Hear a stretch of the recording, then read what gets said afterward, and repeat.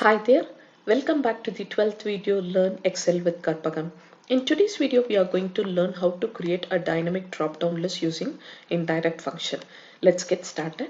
Let's say I have got a table wherein I have my employee name and I just want to know what is the productivity tool that they widely use in their day-to-day life. In terms of communication and collaboration, I know Zoom, GoToMeeting and Skype. This is what normally they use it.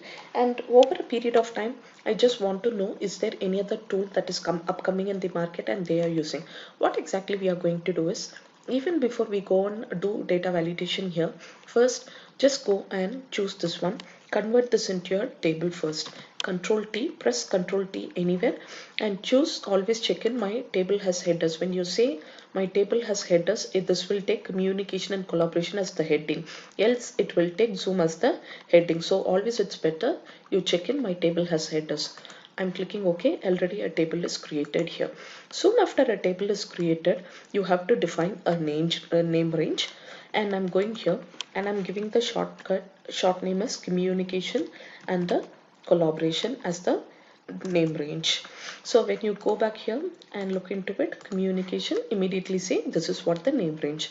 Once you have defined the name range, now we can go back to our data validation, Alt D and L, and what is the validation criteria that we want to do? We want to create a drop down list.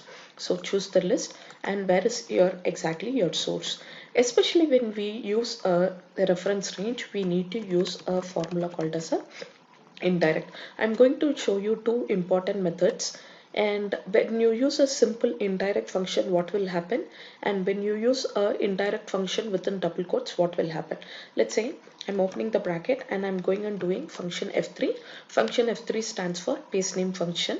So when I click OK, you can see this takes place and I close this. When I hit OK, you can see in terms of my data validation, no change will happen.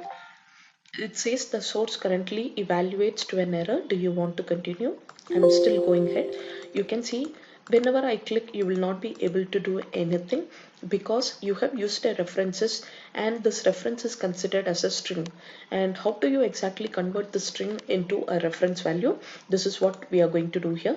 What you can do is just go and select the entire one. Again, Alt D and L. In indirect, what you can do is you can use a double quotes. When you use a double quote, what happens? This particular text is considered as a reference value. The string is considered as a reference value. Click OK. And now you can see Zoom, GoToMeeting and Skype. Again, when you come back and see, the same is applicable because we have selected the entire range. Now what I'm going to do, Sam Peter tells me he uses GoToMeeting and Benedict Robin, Zoom and so on.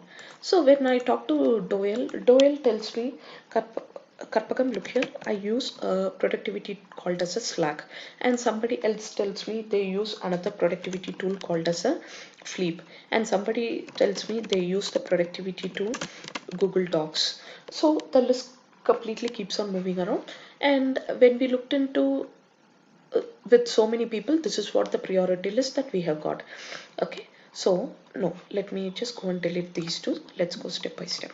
So when I just go and click here, you can see Slack is also included here.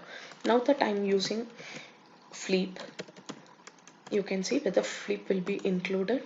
You can see Fleep has also come in. And when I use let's say Google Doc, whether that will be there in my list. You can see Google Doc has come in your list. So randomly anywhere within your selection you can go and you can see whenever you add anything towards it will automatically take that into your consideration. I hope the video was extremely useful. Thanks for watching. Stay tuned for more such videos. See you all soon.